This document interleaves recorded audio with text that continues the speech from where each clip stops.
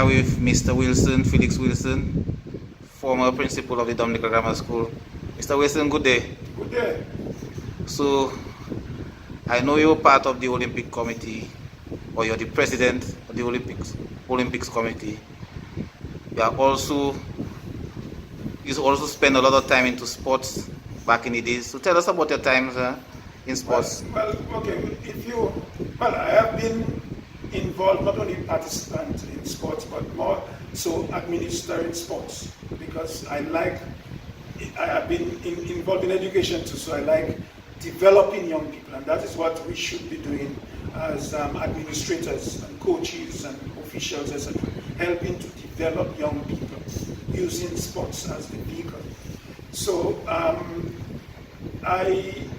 with the Dominica Olympic Committee, I may say I'm the only person who has been there from the start until they oust me. Well, although I'm still part of the Dominica Olympic Committee, because I am president of handball, and handball is a member of the Dominica Olympic Committee. In fact, Dominica Olympic Committee cannot exist without 5 or more Olympic sports being part of the Dominica Olympic Committee. But before we go there, you spend a lot of time in grammar school.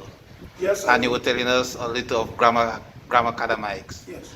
Can you explain to us about grammar academics? Tell us what you know about grammar academics. What I know was a merging of top footballers from the academy and the grammar school. Hence the name Gram from grammar and academics from academy. They were usually, all of them were friends, etc. And they call on Ozzy Sabrin to mold them into a team.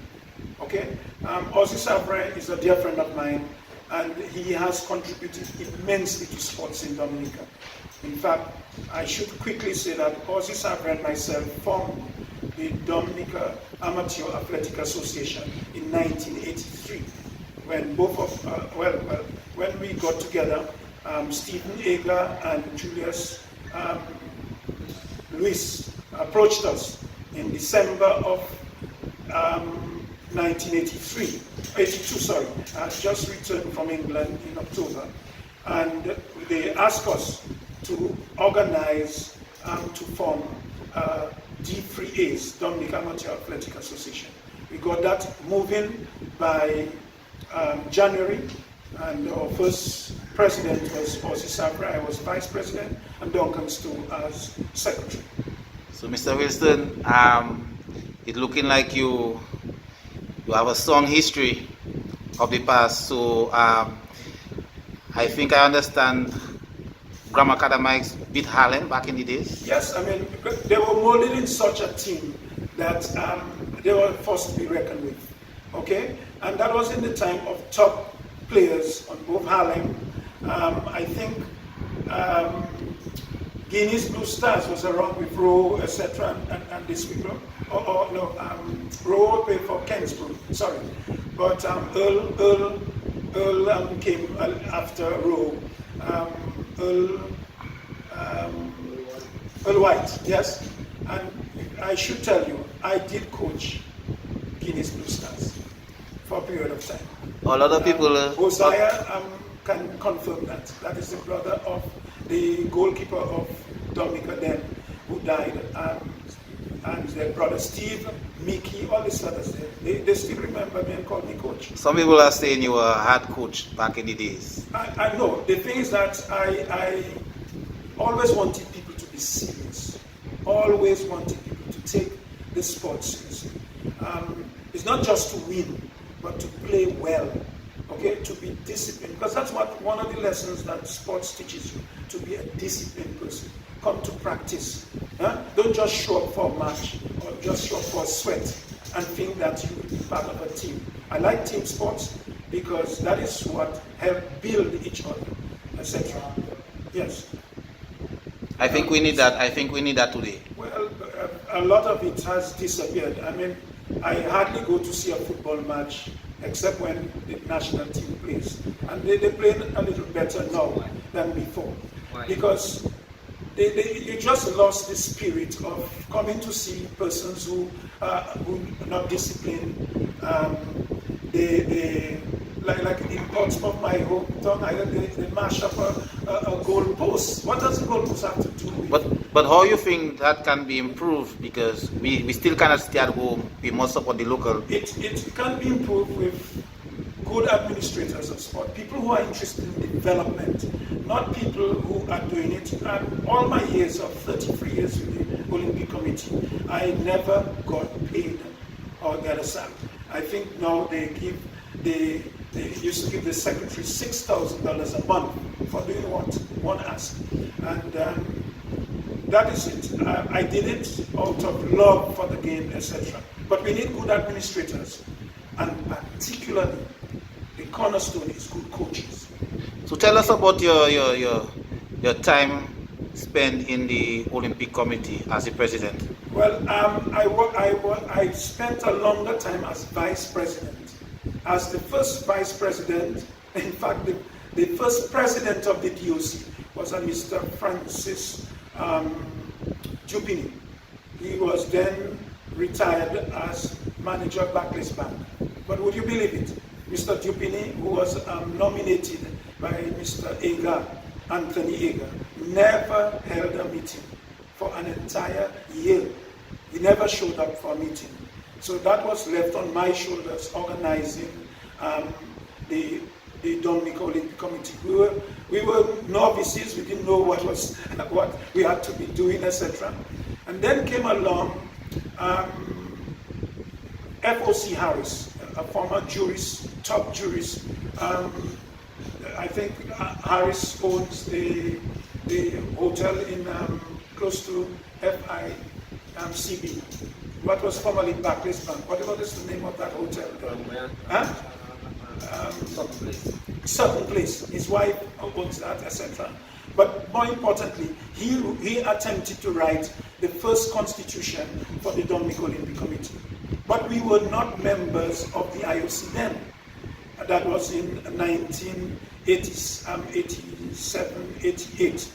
It took us until 1993 to become members of the IOC, 1983. At the same time with St. Lucia, St. Kitts, and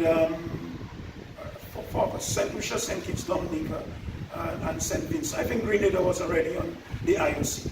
Are you satisfied with your work being the president of the Olympic Committee? Because we all know about all the controversial, yes, stuff that was going on. So are you satisfied? Yeah, the controversy is like people who, well, as I say, a lot of sports is governed now by envy, jealousy, and greed.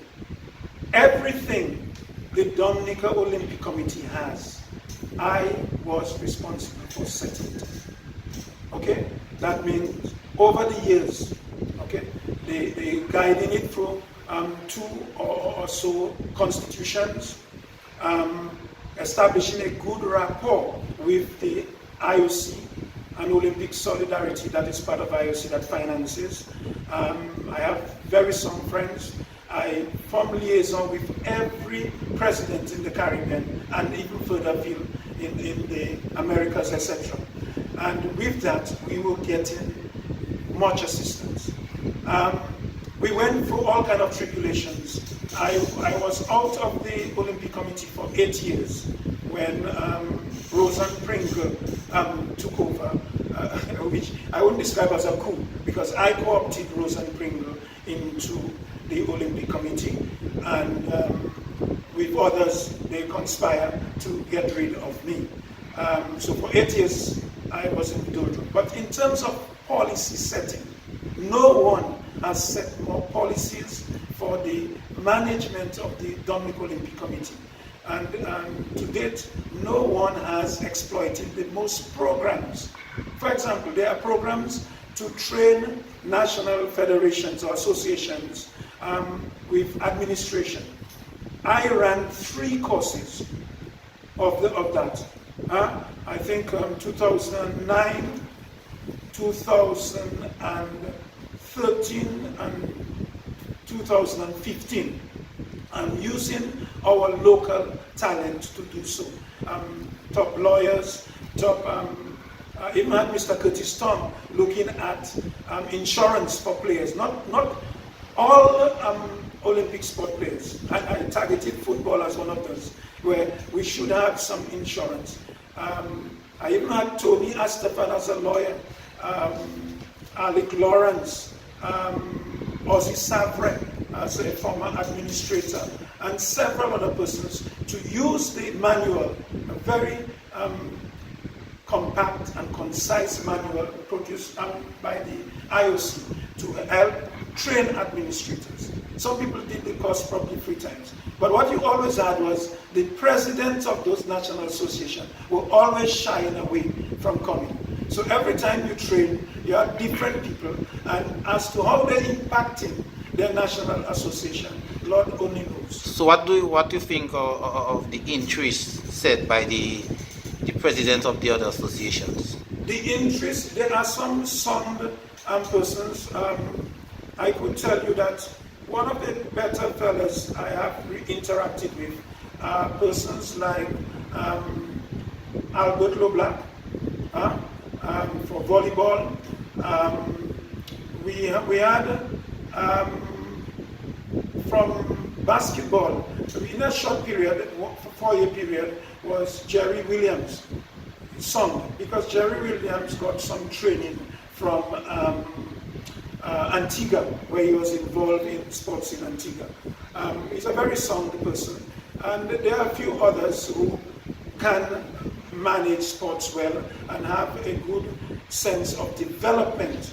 A person like Mr. Philip White has his shortcomings. Okay, he's not a very proactive person, but he means well for sports.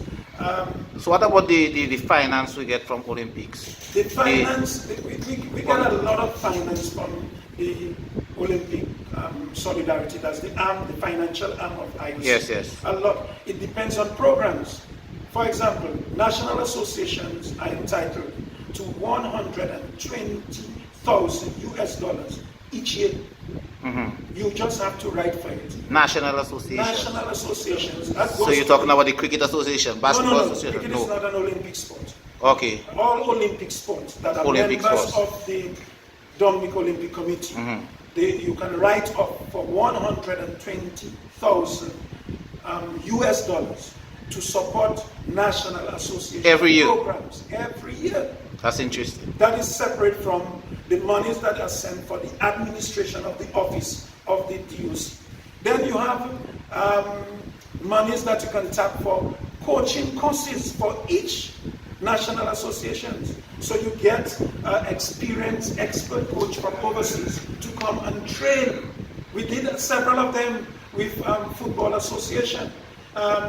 I can't remember how they were called, if it's Futuro or some name that is... I must say presently the Basketball Association is doing one. A fella from who is doing one? Basketball Association. Basketball, yes. Yeah. We had a fella come and dig something from Canada. Dick Howard? Dick Howard came several times, and following that others came for football. Football benefited a lot from those programs. Athletics, we trained the persons from level 1, level 2, level 3, they had to go to Puerto Rico. All that was involved. But let me tell you, one of the most significant contributions I think I made to the Dominic Olympic Committee was in preparation for the Olympics in Brazil. We spent $985,553.23 EC dollars, almost $1 million, on trying to prepare 10 athletes to qualify for the Olympic Games in Rio. Amazingly, only one qualified, and he is Cuban by birth. That is Jordanis, was who qualified. And we had Tia Lafont, because the Olympics allow you for gender equity. Tia Lafont, a young girl then, was the best female athlete at the time. But when we went to, and my other major achievement, so that is spending that kind of money over a 2-year period to prepare athletes to go to an Olympic Games. But my major achievement was as Vice President to Havy Shillingford when we went to Atlanta, our first Olympic Games in 1996 in Atlanta. That's the first showing where we had a number of athletes. Most select was Jerome Romain. And Jerome Romain at the time was a world silver medalist in triple jump. He got that in Gothenburg, Sweden, where Edwards of England had the world record and still not broken yet. Edwards, an Englishman.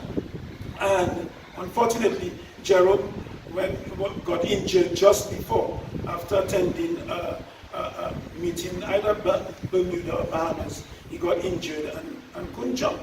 But you had people like Don Williams, Hermin Joseph, Stephen Agar, and others who competed. That we were the envy, let me tell you, of the Eastern Caribbean. So all in all, you have served your time well in sports and in Dominica. I think I have. Well, what I would say, I have contributed. That is what is more important. I have contributed, and it is sad that Johnny comes lately. All the time over a 33-year period, when all that development was taking place, there were persons who never showed interest, had no knowledge, were novices in the Olympic movement, but to gain office, for all sorts of devious means, they came forward. And now, I really do not know what is happening with sports in general, and more so the Olympic sports. But if you are called upon, you are still willing to share your ideas. Since it involves development, I am not looking for trips to go first class. That is not me. To be out of the country every time, not doing. Would you believe it? In 2000, I had the present Prime Minister, Roosevelt Skerrit, in Sydney. That was my last year at the Sydney Olympics. I was president then. And he can recall, I took him around and met with two ministers in New South Wales, trying to seek for assistance for Dominica, the Minister of Sports and the Minister of Agriculture. And he was then the minister, that is of sports then. Okay, and I took him around Sydney with my chaperone, Peter Datswell. So he cannot forget those things there. And it is amazing that when I had a project, and I was getting the financing from the IOC and FIFA, I would get from FIFA and IAAF to do a complex, starting with a track at the Warner Flats, and repeatedly meeting with the Prime Minister and asking, and also with Dominica Social Security, who own the land, but it could be transferred to government, and asking for that to be built. I was more or less ridiculed. And so that is the kind of malaise we have in Dominica, where people are not really interested in people. Okay, they are interested in, as I said, their greed, their envy, and their jealousy. And they sometimes target some people to team up against, even if they know at the back of their mind that these people have the potential, the capacity, and the knowledge to help develop sports in Dominica. Okay, Mr. Wilson, it was a pleasure meeting with you today. It is something we want to do across the land, get the senior and the older folks to share their ideas, their past ideas with us, the young people, and for us to spread it, for us to get the knowledge. We learned a lot today, so thanks very much. And I'm looking quickly to the indoor facilities. I have been behind the scene involved in them. Through a young man, Yannick Regis, who works in the ministry. Not only will I saw to it that they would include handball, which is something people are fighting me because I introduced a new sport in Dominica. But I heard they have started on the the indoor facilities, which would be for the benefit of sports like basketball, netball, volleyball, handball, and even boxing. And those sports there could be done there. And I'm looking forward. I hope we can reach to completion. And one idea I gave to Yannick when I think he's having a meeting today was they should seek to have solar energy panels on the roof to light up that place. Because like your basketball president Maggie would know, many of the basketball courts around here, you suffer from being able to put on the lights in the night. And many of our sportsmen work during the day. So we should be promoting evening sports much more than we do now. Football, etc. Thank you very much, Mr. Wilson.